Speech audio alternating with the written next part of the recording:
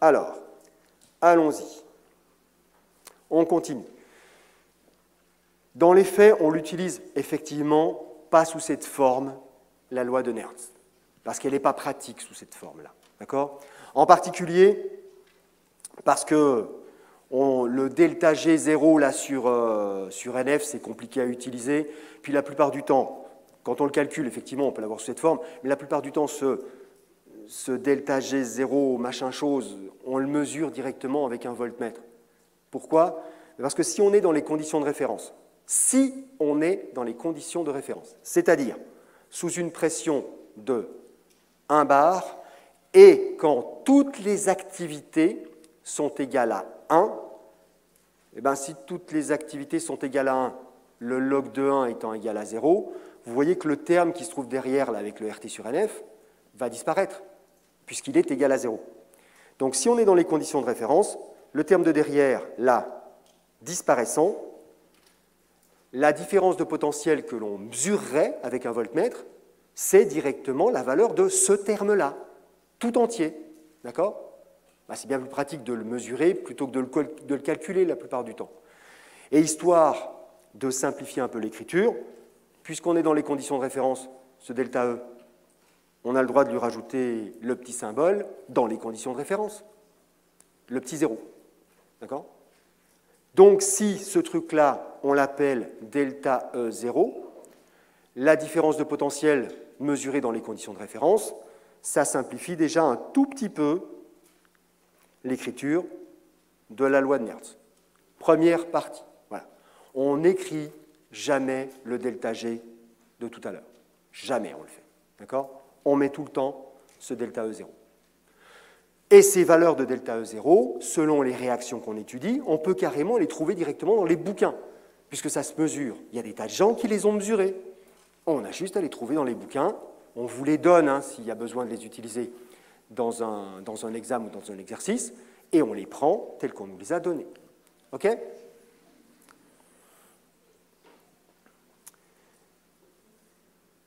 J'ai juste mis... Alors, c'est pas vraiment, on ne va pas rentrer dans la parenthèse, mais je l'avais dit, d'accord ? Et je voudrais que vous en rappeliez. Quand on a une somme de log, c'est la même chose que d'avoir un produit de ce qui se trouve dedans. Log de A plus log de B, c'est log de A fois B. Mais là, vous voyez que vous avez une somme de log de AI puissance NUI. D'accord ? Donc, c'est une somme. On peut la transformer en produit. Et dans la diapo, je ne sais plus comment elle s'appelle, que l'on a vu ensemble, ce produit des activités, ou plutôt le quotient, puisqu'on va avoir en haut les produits de réaction, en bas les réactifs, on l'appelle le quotient des activités. Voilà, j'ai noté que c'était la diapo 106, vous vérifierez que c'est bien celle qui s'appelle 106, j'en suis pas tout à fait sûr, d'accord ? Comme j'ai rajouté des diapos en cours de route, je n'ai pas recompté la diapo en question, d'accord ? Mais vous regarderez dans le document, elle ne doit pas en être bien loin, ceci étant dit. Un peu avant, un peu après, mais elle doit être dedans. Donc, ce quotient des activités, eh bien, on le retrouve dans la loi de Nernst. Eh bien, c'est bon ce coup-ci. La loi de Nernst, c'est ça, et c'est sous cette forme que l'on utilise la loi de Nernst. Donc, pas sa forme originale, d'abord parce que les symboles ont changé, pas dans l'équivalent de la forme originale, avec les delta G et consorts et la somme des activités parce qu'elle n'est pas très pratique, c'est sous cette forme-là, avec un delta E0 et le quotient des activités, qu'elle est utilisée partout, tout le temps. D'accord ? C'est cette forme-là que vous devez... Alors, on est bien d'accord, pas retenir au sens où il n'y a pas besoin de l'apprendre. Encore une fois, vous avez votre cours avec vous le jour de l'examen. Mais c'est la forme que l'on va utiliser. Enfin non. Vous vous foutez de notre gueule, monsieur Cavalli. On l'a vu, cette formule de Nernst. Puis si je vais sur Internet, là, immédiatement, d'accord, parce que certains d'entre vous sont connectés, et que je tape Nernst, formule de Nernst, loi de Nernst, ou n'importe quoi du même genre, c'est pas ça qui sort, monsieur Cavalli. Ce qui sort, c'est un truc vachement plus simple qui ressemble à ça, là. Comme là. Ou comme là, même sur Wikipédia, d'ailleurs. D'accord ? Enfin, un truc que j'arrive à comprendre, pas votre truc à la noix avec un Q à l'intérieur. La lettre Q.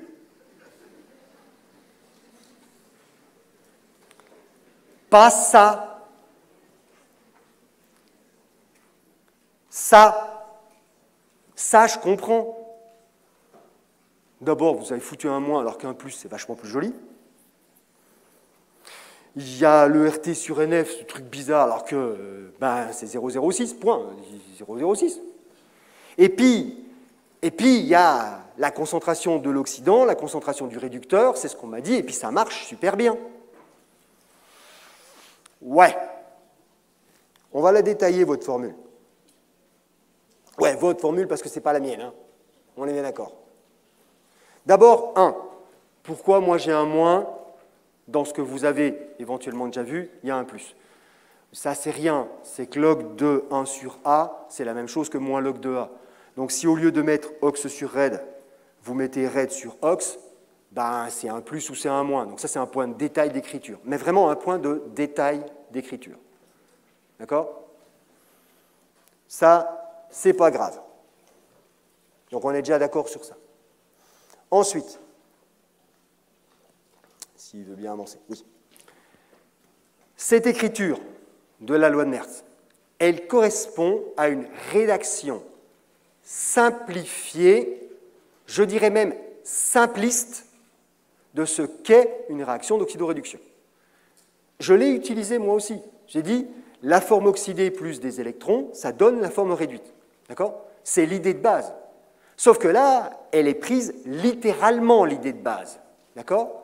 Littéralement, on dit une molécule oxydée plus des électrons donne une molécule réduite. Donc là, on n'a plus l'idée de base, on a sa concrétisation. Et si je prends effectivement la réaction en l'état, et que je me demande à quoi est égal le quotient des activités de cette réaction-là. Le quotient des activités, je vais retrouver en haut le produit des activités des produits de la réaction, ce qui se trouve donc à droite, on est bien d'accord, hein, par convention. Ici, à droite, il n'y a que la forme réduite, donc ce sera l'activité de cette espèce qui est réduite. OK? Normal. En bas, j'aurai le produit des activités des réactifs. Les réactifs, ici, ce n'est pas compliqué, il n'y en a que deux. Il y a la forme oxydée et il y a N électrons. J'ai oublié un puissance N, tiens d'ailleurs. J'aurais dû le rajouter. Donc, on va avoir ici, je vais le rajouter tout de suite, tiens d'ailleurs, ça, s'il veut bien, on va y arriver, hein, c'est puissance N. D'accord? Puisque les activités sont à la puissance qui correspond à leur coefficient stoichiométrique. Et il y a N électrons. Donc, ce sera l'activité de l'espèce oxydée par l'activité de puissance N. Mais vous savez, et on l'a vu ensemble, que les activités, ce n'est pas pratique à utiliser telles quelles. Et vous avez dans le cours précédent un tableau de conversion qui permet de passer des activités, le symbole activité, à, bon, quand on veut le calculer, on utilise quoi dans les faits? D'accord? Et vous savez que c'est le rapport de la pression partielle sur la pression de référence quand c'est un gaz, etc., etc., etc. D'accord? Et là, manifestement, dans l'équation que j'ai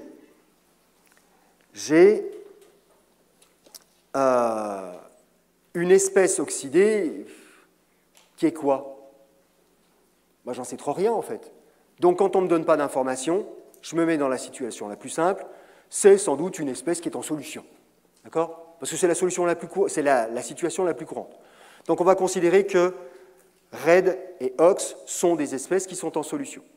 Si ce sont des espèces qui sont en solution, leurs activités, elles sont égales à leur concentration en mol par litre divisé par la concentration de référence, et la concentration de référence, c'est 1 mol par litre. Donc, généralement, on ne l'écrit pas. D'accord? C'est ça. Oui, mais l'électron, là, c'est quoi, lui? Parce que vous n'avez pas mis dans votre tableau, c'est quoi l'électron? L'électron, ça va être super simple pour vous. Il n'y a qu'une situation à considérer pour vous. L'électron, il est dans le conducteur électrique, et le conducteur électrique, c'est la situation de référence pour les électrons. Donc, activité égale à 1. Il y a d'autres situations. mais elle ne vous concerne pas. D'accord? Donc, vous avez une activité d'électron, vous pouvez instantanément et en confiance la remplacer par sa valeur 1, au sens où cet électron est dans un conducteur électrique, donc dans sa situation de référence, activité est égale à 1. Point. Donc il va disparaître. Ce qui fait que je vais me retrouver avec ça, quoi, tout simplement. Et si je fais ça, vous voyez que mon équation avec le log de Q, maintenant, elle est équivalente à ce que vous aviez vous. D'accord? Oui, mais il y a le 0,06 quand même. C'est toujours pas la même chose que moi. D'accord? Oui, mais le log que vous aviez vous, c'était un log décimal. Le log que j'ai utilisé, moi, c'est un log népérien. Ça fait un coefficient 2,3 entre les deux. Première chose. Deuxième chose, le RT sur NF que j'avais moi, de fait, il est à une certaine température. Vous, comme vous avez une valeur numérique, c'est qu'il a déjà été calculé, et calculé à une température bien précise, forcément, sinon on n'a pas une valeur numérique. Cette valeur numérique, c'est 298 Kelvin, 25 degrés Celsius. Et si le RT sur NF fois 2,3 pour passer des logs népériens aux logs décimaux, on le calcule, eh bien figurez-vous qu'on trouve 0,06. Pour être tout à fait honnête, 0,0592, d'accord? Que l'on arrondit en général à 0,06. En d'autres termes, la formule qui est tout en haut, c'est la même que celle que j'ai moi. C'est la même que celle que j'ai moi. Si la réaction, c'est une molécule de forme oxydée plus des électrons, donne une molécule de forme réduite, et si on est à 298 K, c'est-à-dire dans 0,01% des situations réelles. Parce qu'on n'est jamais, dans les faits, dans ces conditions-là. Que ma formule compliquée à moi, que j'ai mis des heures à établir avec l'aide de l'UE1, elle revient simplement à la formule que vous connaissiez déjà et que vous voyez écrit partout. Donc, pourquoi s'enquiquiner avec une formule compliquée que vous ne connaissez pas, plutôt que d'utiliser le truc que vous maîtrisez déjà et qui a franchement l'air déjà bien compliqué comme ça, mais qui est nettement plus simple. Mais à cause de ce qui est écrit à côté de la flèche, justement. Parce que le transfert de ce que moi j'appelle la loi de Nernst vers la formule simplifiée qui se trouve au-dessus, elle n'est valide que si ces deux items-là, si et seulement si ces deux items sont respectés. C'est-à-dire que l'équation chimique s'écrit strictement sous cette forme et pas sous une autre. Et si la température est de 298 K.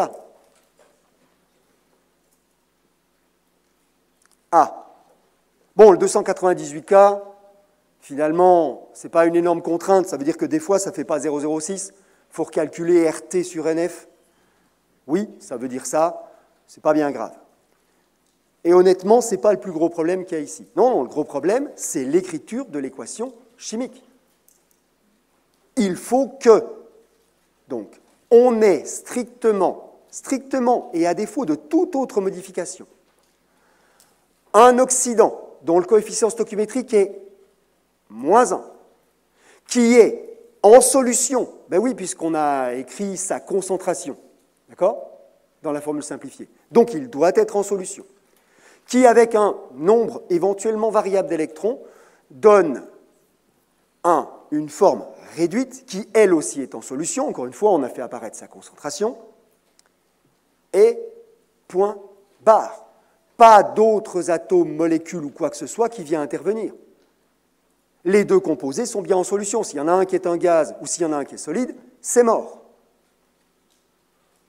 En d'autres termes, si je vous mets ça, avec la formule à la noix qui se trouve au-dessus, ben c'est mort. Parce que, avec ça, on l'a déjà vu celle-là, hein, c'est bien une réaction d'oxydoréduction, on l'a équilibrée. D'accord? Avec ça, vous allez écrire quoi? Ça? Celle-ci? Ben non, peut-être celle-là. Ou peut-être à l'envers, parce que finalement, je ne sais plus très bien quel est l'oxydant et quel est le réducteur dans le bazar, là. Ou finalement, j'en sais rien, en fait. Parce que dans la réaction qui est là-haut, il y a 2 formes oxydées et 2 formes réduites. C'est une réaction d'oxydoréduction complète. Alors, je choisis laquelle de forme oxydée, laquelle de forme réduite. Et comment je tiens compte, justement, des autres réactifs qui apparaissent. Et puis, d'ailleurs, pourquoi j'ai mis 6, en fait, comme nombre d'électrons? Oh, parce que c'est le premier chiffre qui m'est passé par la tête, hein, très honnêtement. Mais est-ce qu'il y en a bien 6?